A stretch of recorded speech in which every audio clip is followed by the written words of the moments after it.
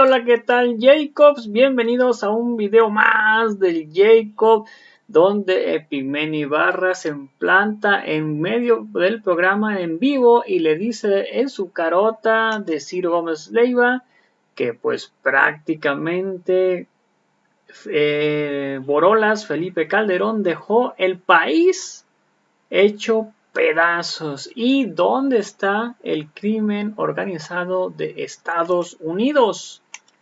Veamos de qué se trata y qué nos dice, y ahorita comentamos, ¿por qué no? Eso por un lado. Por el otro, pues vamos con nuestros asuntos. Sí. El verdadero pacto con el narco, escribes hoy en Milenio. Una introducción, tenemos que hacer una pausa en 2 minutos y luego regresamos con el tema. Adelante.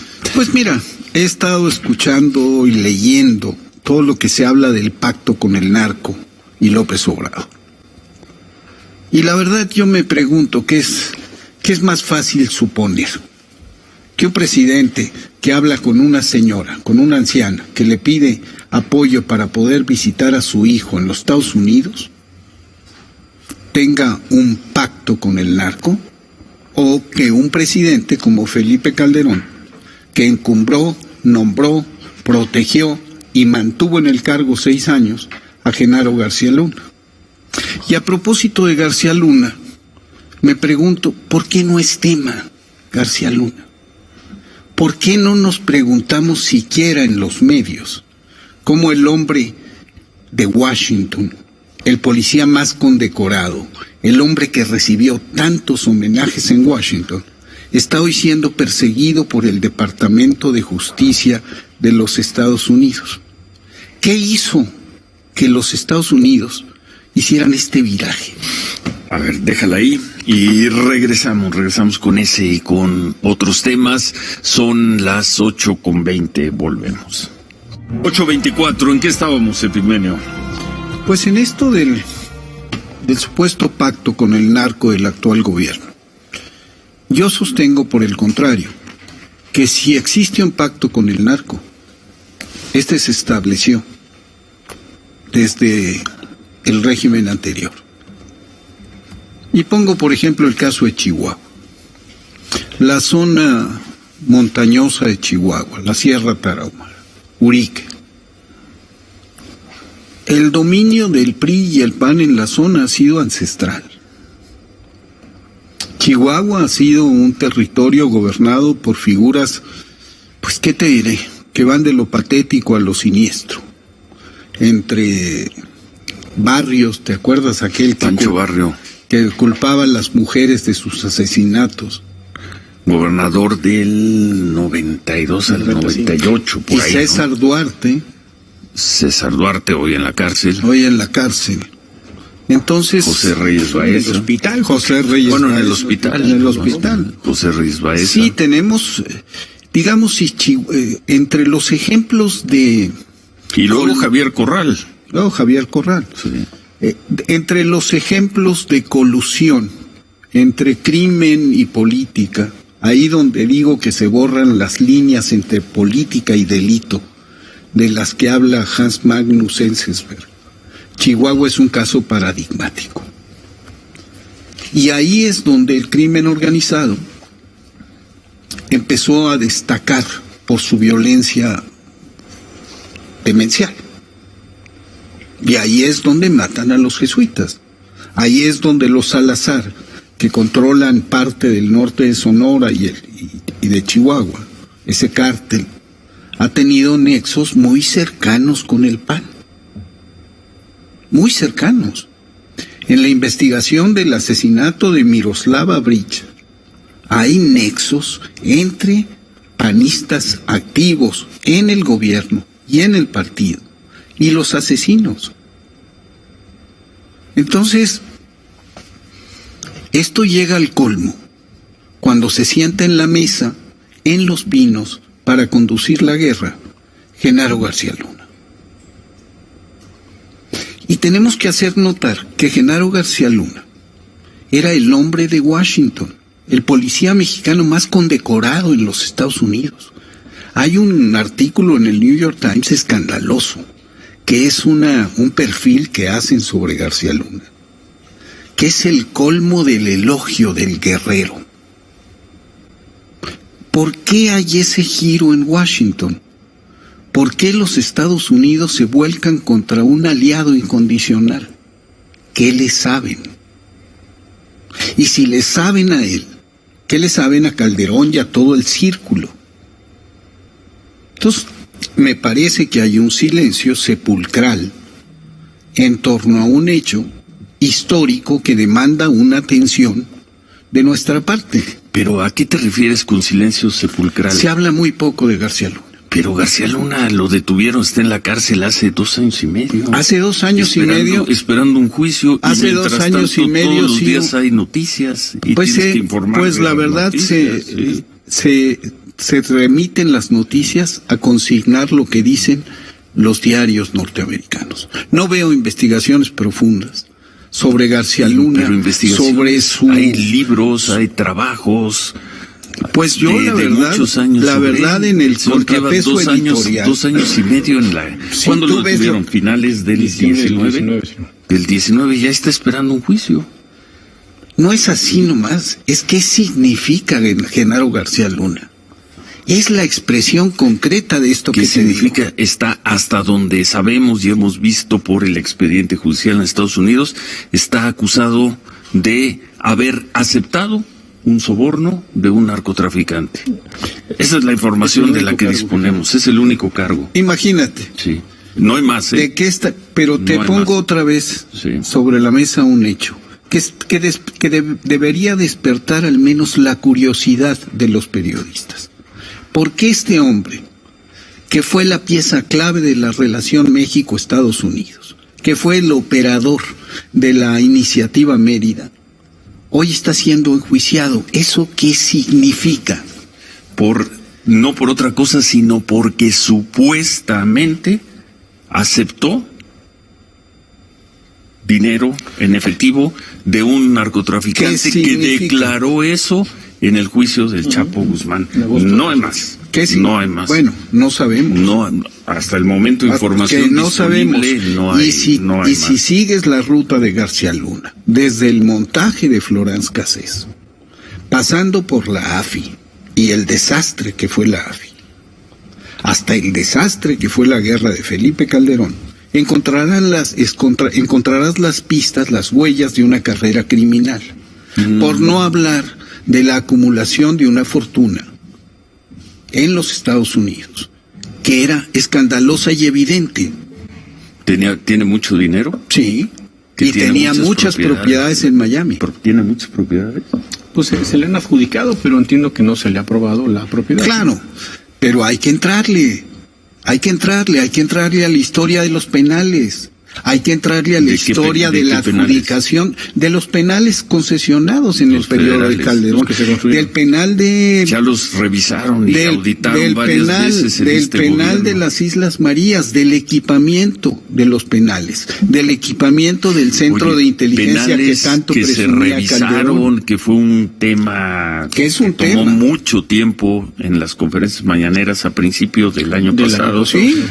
Se revisaron los contratos, pero hay que ir más al fondo. Se reasignaron, pero hay que ir más al fondo. Concesionarios. Hay que ir más al fondo. Por este gobierno, por el gobierno del presidente López Obrador. Por ejemplo, Ixtapalapa, el famoso C5, el búnker de Constituyentes, el equipamiento, lo que corre en la comunidad de inteligencia sobre los moches cobrados por García Luna a los proveedores de armamento. ¿Lo que corre en la comunidad de inteligencia? Sí, desde hace muchos años. ¿Pero qué es eso? En la comunidad de inteligencia internacional, y te lo dicen los ingleses y te lo dicen mucha gente, García Luna era parte de un entramado para cobrar moches a los proveedores de armamento y tecnología. Lo que no se dice en este país, y tenemos que decirlo nosotros, es qué significa la guerra. La guerra es un enorme negocio sucio. Con el pretexto de la seguridad nacional se gasta sin ningún escrutinio. ¿Cuánto gastó y cómo lo gastó Felipe Calderón y específicamente Genaro García Luna? ¿Cuánto? Miles de millones de pesos. ¿Tú has hecho ese reportaje? Yo he hablado de esto pero muchas veces. Tú tienes recursos para hacer ese reportaje. Yo no, desgraciadamente. Tienes equipos, tienes recursos. No, pero yo no estoy ya metido en la prensa. Yo soy un comentarista, un analista que toma una decisión de participar y hablar de lo que sea. Sí, no, pero además de eso. Y sí lo he hecho. En todas nuestras series hemos hablado. De alguna manera, ¿qué? Es una forma de relatar la realidad. Son series. Pero son testimonios. Son series. Si tú ves Ingobernable, de eso habla Ingobernable. Precisamente de eso habla. Del enorme negocio sucio de la guerra. Bueno. Y habla de otra cosa, de la colusión entre autoridades norteamericanas y narcotráfico. Y habla de gente que saca ventaja de la violencia.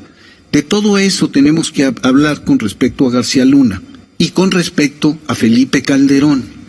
Sí, Felipe Calderón debe a este país una explicación sobre cómo, por qué nombró a García Luna, cuándo se dio cuenta de sus nexos, por qué los recomendó a Enrique Peña Nieto. ¿Por qué Peña Nieto le dio grandes contratos a García Luna?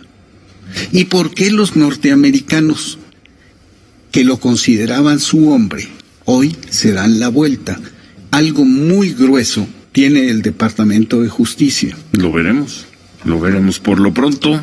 Pero hay que averiguar. Sabemos, no, pues está difícil averiguar. Hay que averiguarlo. Dentro del departamento No hay que guardar silencio. Bueno, creo que no. No hay que guardar silencio. Si sobre algún tema no se guarda. Tu opinión ahora que regresemos de una pausa. Hoy la sintetiza muy bien Sergio Aguayo en su columna en El Reforma. Dice, ante la ola de violencia y la cerrazón del presidente, debemos construir un diálogo para pensar otra política de seguridad. Tiempo presente, 2022. No sé si leíste el texto de Sergio Aguayo, si no hacemos un resumen. Y antes de que te vayas, me gustaría preguntarte esto que repito, dice Sergio Aguayo, ante la ola de violencia y la cerrazón del presidente, debemos construir un diálogo para pensar otra política de seguridad. Hacemos pausa, 8:35, volvemos. Mientras hablábamos, y Epigmenio hablaba de Genaro García Luna, su juicio en Estados Unidos, al mismo tiempo el presidente López Obrador se refería a García Luna en la mañanera. ¿Qué dijo Marco? Pregunta básicamente, Ciro, pues, ¿cómo va el caso? ¿Pero quién le preguntaron a él? No, es decir, entraron por otro tema que tiene ahí una coincidencia con García Luna respecto a que una de las empresas ligadas a él continúa o continuaría recibiendo contratos por parte del gobierno federal. Entonces, de manera tangencial, el presidente escucha a una reportera que hace una larga exposición y después pregunta, bueno, ¿y cómo va el juicio? Hay que recordar que la fecha que está fijada por la Corte es el 24 de octubre. Entonces dice el presidente, ¿cómo va el juicio? No vaya a querer que nos den largas, no vaya a ser que nos quieran dar largas. Y entonces plantea que se han estado dando testimonios muy importantes y que hay muchas interrogantes que resolver. Lo que dice el presidente es, ya lleva mucho tiempo en Estados Unidos, aquí hay una investigación en México, pero tenemos que esperar a que concluya el juicio.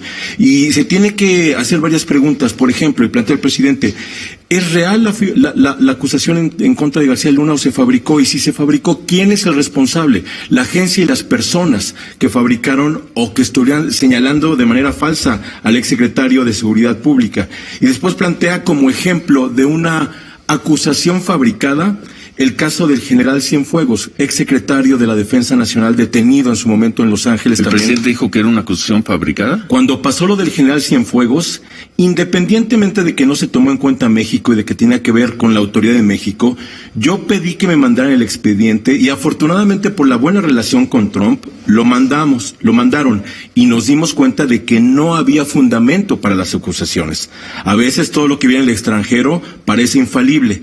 Entonces se revisó el expediente, dice el presidente, no hubo pruebas y se sabía, yo sé, tengo mi idea de que quienes armaron ese expediente en contra del general Cienfuegos lo hicieron así porque estábamos en vísperas de la elección en Estados Unidos y querían que me enojara. buscaban la confrontación con México y sí me enojé, pero me aguanté. Y cuando nos dimos cuenta de que no había nada, entonces ordené que todo el expediente se publicara. No tomé en cuenta lo del debido proceso, estaba antes el prestigio de México, de las Fuerzas Armadas y de las personas. Entonces, insiste, habrá que plantear si esta acusación es fabricada y si fuera, ¿quién es el responsable? Es un asunto interesante. Qué interesante lo que acaba de decir el presidente. Son buenos temas, estamos viviendo temas interesantes. Base, Pigmenio. Coincidimos en un asunto, en lo mismo que te estaba diciendo. ¿Qué hay detrás del hecho de que los Estados Unidos, el gobierno de los Estados Unidos, el Departamento de Justicia, se levanta o acuerpa una acusación de fiscales contra el hombre que era su hombre más cercano en el gabinete de Calderón y en la guerra de Calderón? ¿Qué hay detrás de eso? ¿Por qué ese giro súbito? Esa es la pregunta que hay que hacerse. En el caso de Cienfuegos, el expediente... Tú has sido muy crítico siempre con el general Cienfuegos. Yo soy muy crítico. Muy crítico. Y creo que Cienfuegos tiene que responder por Ayotzinapa, por negligencia criminal en el caso de Ayotzinapa. Pero en el caso de los Estados Unidos, el expediente estaba armado con las patas. Lo reconocían las propias autoridades norteamericanas. Porque la DEA, entre todas las agencias, la DEA es una de las más turbias, cuyos procedimientos son, rozan frecuentemente lo ilegal. Frecuentemente. O sea, entre la ATF y la DEA se han perpetrado muchos crímenes. Rápido y Furioso, entre otros. En el que, por cierto, operativo, participó García Luna. Tuvo ligado García Luna. ¿Por qué hay ese cambio?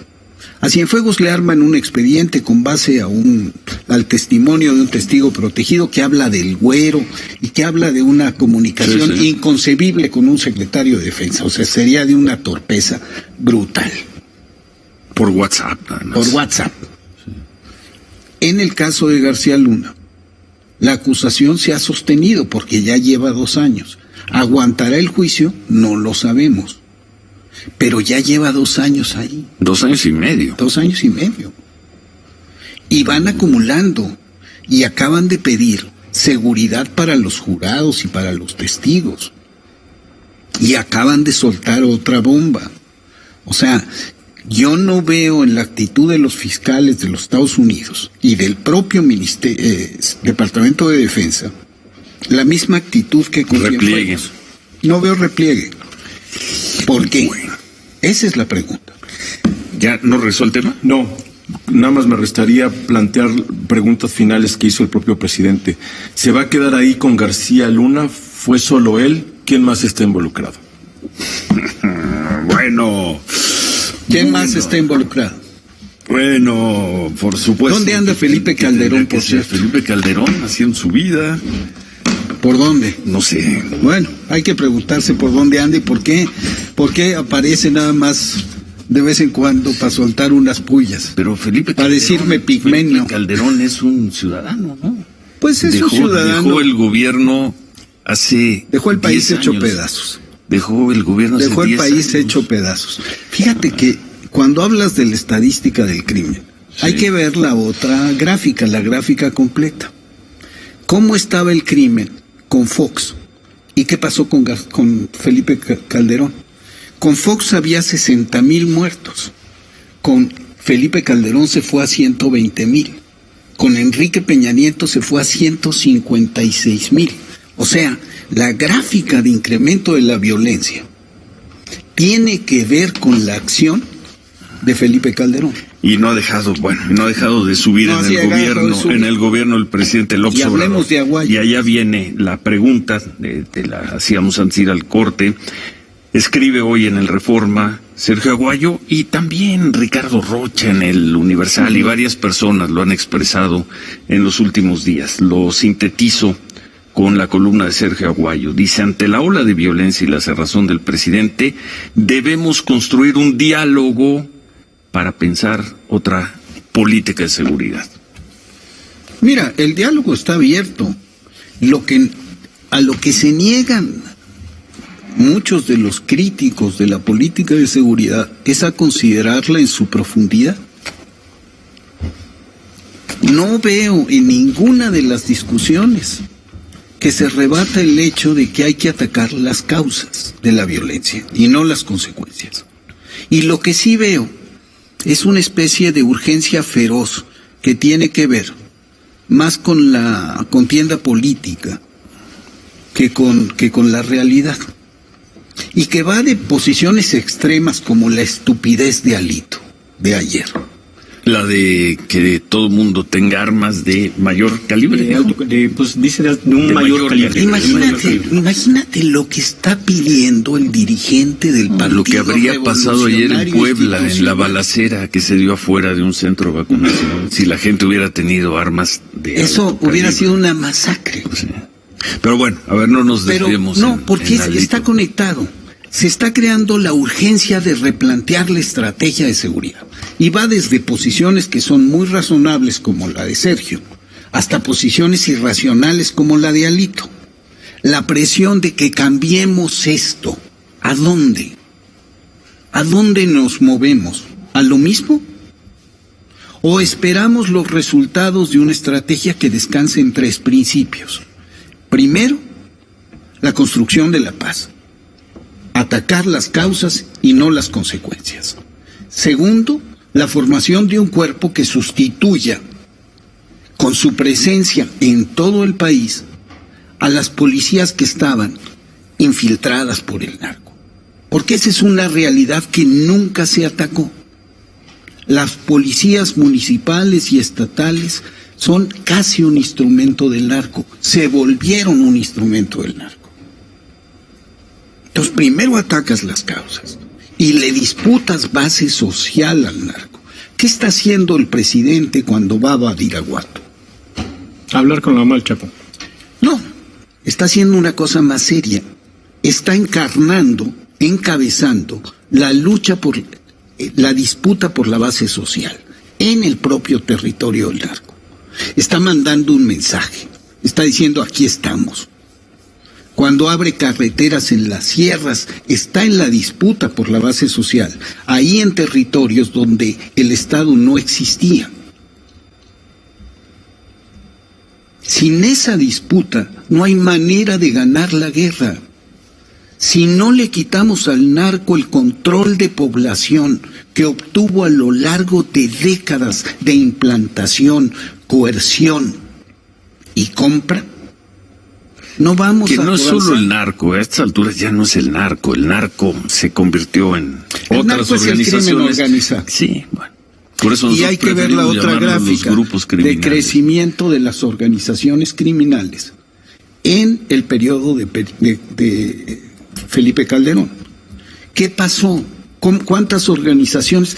¿Qué pasó en la guerra de Felipe Calderón? El narco se vio obligado a incrementar su capacidad de reposición de bajas y reclutó, como nunca ha reclutado, jóvenes que convirtió en sicarios. Y tenía armas para armarlos. ¿Y hoy? Y tenía dinero para pagarles. ¿Hoy? Están ahí. Es lo que decía yo el otro día. El asesino de los jesuitas, el Chueco, es hijo de la guerra de Felipe Calderón. Es hijo de ese sicariato, es parte de ese sicariato que está hoy activo, que nació en la guerra con Felipe Calderón. Pues es hijo, pero mató a los jesuitas en junio del 2022. ¿Y cuántos muertos más, a cuántos más había matado? No y seguía libre e impune en la misma región, ni siquiera se fue a esconder. Vivía en el municipio gobernado por el PAN. Tenía un equipo de béisbol. Como el tipo que aquí en Las Águilas, el narcotraficante colombiano, tenía un tigre blanco.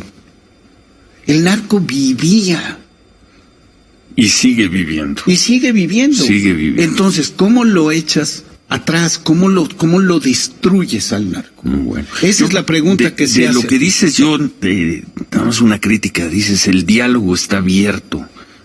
¿El diálogo entre quién? El diálogo en la ¿Entre nación. quién? Yo no lo veo. El diálogo no no está veo al abierto gobierno, no veo al presidente López Obrador dispuesto a dialogar con nadie este tema. Lo dialoga No lo todos veo. los días. Pues no veo. Todos los días. ¿Con quién? Y lo reducen a las interpretaciones más banales y simples de una política de seguridad que es muy compleja y que te acabo de escribir en 3 ejes de los que no hablan.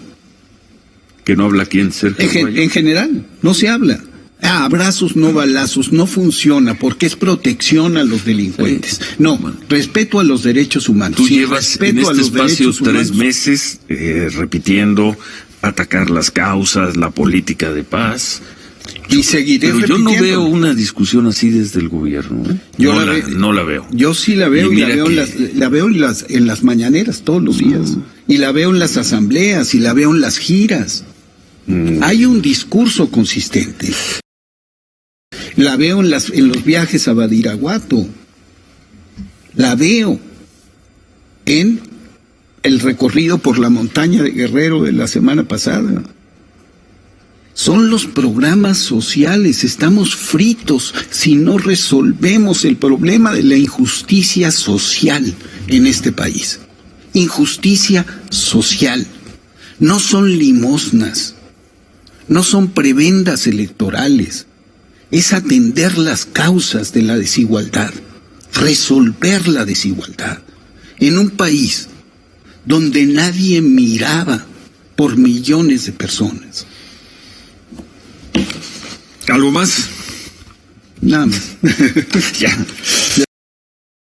¿Cómo estás? Un comentario sobre pues esta tragedia, la tragedia del lunes en territorio de Estados Unidos, pero con otra vez migrantes mexicanos, 27 muertos mexicanos en ese tráiler infernal, de acuerdo a la información actualizada esta mañana. Es una tragedia que nos debe llevar a reflexionar sobre una cosa sobre la que pocas veces reflexionamos.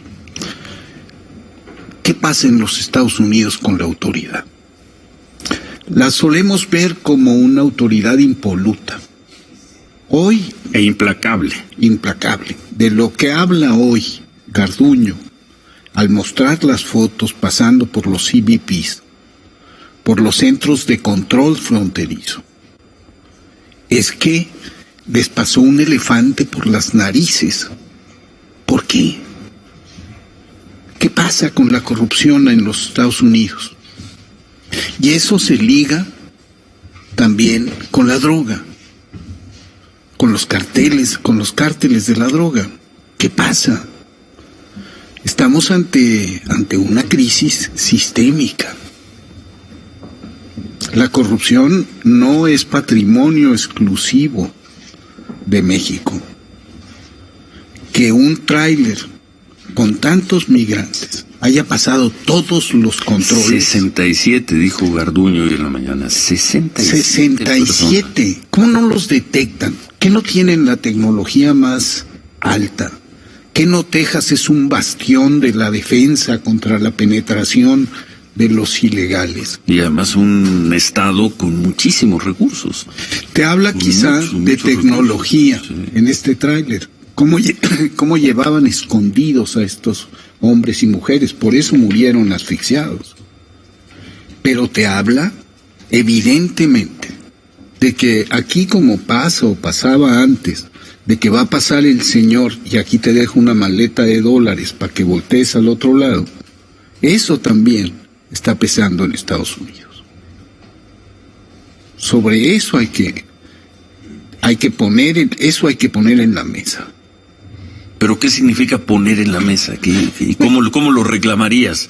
¿O cómo lo tendría? Sé que no es asesor en esos temas, pero ¿cómo lo tendría que reclamar dentro de 2 semanas en Washington el presidente López Obrador ante Joe Biden? Bueno, lo va a hablar, lo ha estado hablando. Ha estado hablando de la necesidad de un acuerdo migratorio que reconozca un hecho fundamental. A los Estados Unidos les hace falta fuerza de trabajo. Necesitan a los migrantes. Mientras, igual que con la droga, mientras la droga se combata a balazos en lugar de hablar de legalización, de atender como un problema de salud pública el consumo, vamos a seguir teniendo estos problemas.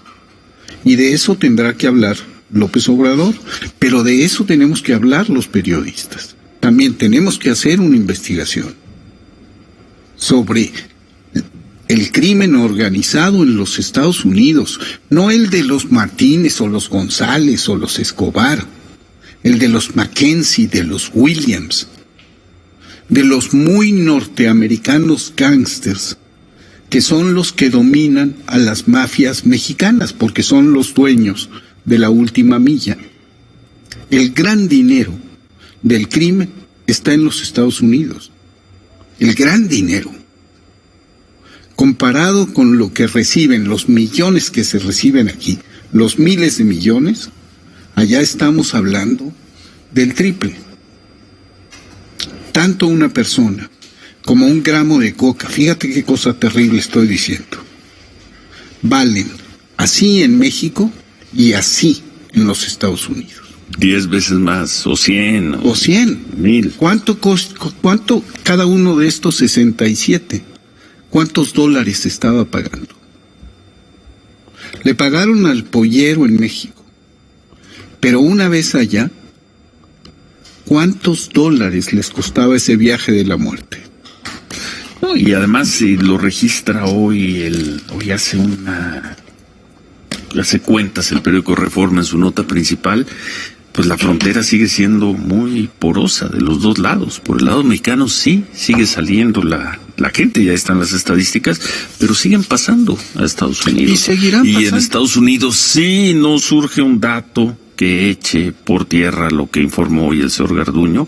En Estados Unidos hay vehículos, hay un tráiler estacionado que está esperando a que se suban 67 personas, pagando, Sí, porque pagando. no te subes gratis. Pagando. Y transita por el territorio de Texas, no sé cuántos kilómetros. 220. 220 kilómetros. 220. Quedó en la proximidad de San Antonio, Sí, Texas. se estaciona y bueno, en fin. Mueren, Pues mueren 67 personas. Qué tragedia. No se ve una pronta salida. Van a tener elecciones en Estados Unidos ya en 3-4 Y meses. seremos tema, los mexicanos y las mexicanas seremos tema electoral, y se arreciará el discurso antiinmigrante. Y bueno, pero yo creo que tenemos una gran oportunidad en la cita que tienen en julio. En López julio, en 2 Obrador y martes. Dentro de 2 miércoles estaremos hablando aquí, porque va a ser el martes 12 de esa reunión, que le ha ido muy bien al presidente López Obrador en las 2 ocasiones que ha estado allá en Estados Unidos. Y yo diría que en especial hace 2 años, cuando estuvo con Donald Trump. Bueno, sería la tragedia. Bueno, pues ahí está básicamente cómo le pone una verdadera cátedra Epimenio Ibarra al Ciro Gómez Leiva, que sigue defendiendo lo indefendible, pero no contaba con la astucia del mismísimo Epimenio Ibarra, donde pues básicamente lo trapeó y no le quedaba otra cosa más que escuchar a Ciro Gómez Leiva y pues básicamente ver la trapeada que le dieron. Esto pues básicamente porque era un dato contundente que daba prácticamente ahí Epimenio Ibarra, es cómo es posible que por ejemplo con Borolas, más bien con Vicente Fox, el Fox tenía 60,000 muertes dolosas, pero entró Borolas y se disparató a 120, 130, pues básicamente 130,000 muertes dolosas, ¿no? Entonces era como era posible que se haya disparatado al doble, o si no es que un poquito más del doble. Entonces, ¿qué pasa aquí? Ya como por ejemplo que se fue a 120, 130 con bolas, que fue rotundamente el doble o más que el doble, con Peña Nieto se mantuvo y luego se elevó como a 140, 150,000, 160,000, o sea, se disparató como 30,000. Con el Magnífico, con AMLO, se fue a 160 por ahí. Pero No fue lo que pasó como con Peña, que por ejemplo, era como si Peña le hubiera entregado, ¿no? En 150, 160 mil muertes dolosas y que con AMLO pues haya aumentado a 270, 250, 300 mil, ¿no? Más o menos siguió con los mismos, casi mismos números que Peña Nieto, 5 mil, 10 mil muertes más diferencia. Y pues como era posible que con Borolas se disparató al doble.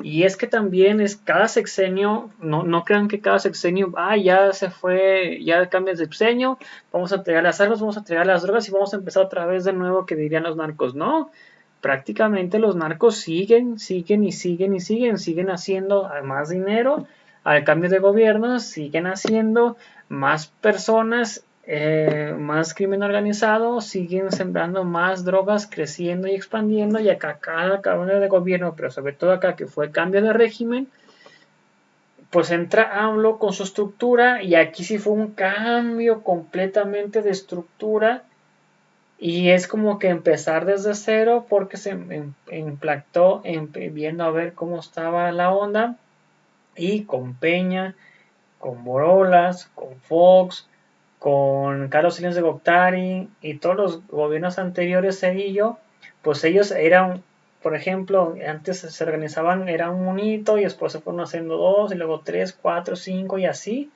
hasta que se hicieron más poderosos a veces que el mismo gobierno. Entonces, ¿ustedes qué opinan al respecto de esto? Porque pues básicamente sexenio contra sexenio va creciendo y va creciendo y va creciendo y se va haciendo más fuerte. Y acá fue totalmente un cambio de régimen. Y más aparte, tanto como con Borolas y con Peña, se maquillaban prácticamente las cifras. No crean que no. ¿Sabes qué? Tú ponle, no, fueron 100 mismo, tú ponle 80. Oye, fueron 150, tú ponle 120, 130. Y acá es completamente transparente, pero tremenda trapeada y cátedra le da el buen Epigmenio Ibarra al mismísimo Ciro Gómez Leiva. Vamos a ver qué opina la gente al respecto. Si me puedes apoyar con estrellas que no afecten tu economía, sería completamente fantástico. Isa Gardini, saludos. A García no respaldan sus crímenes y su desmemoriado jefe, su supuesto de miles de muertos desaparecidos. Aquí no le fabricaron ni montajes.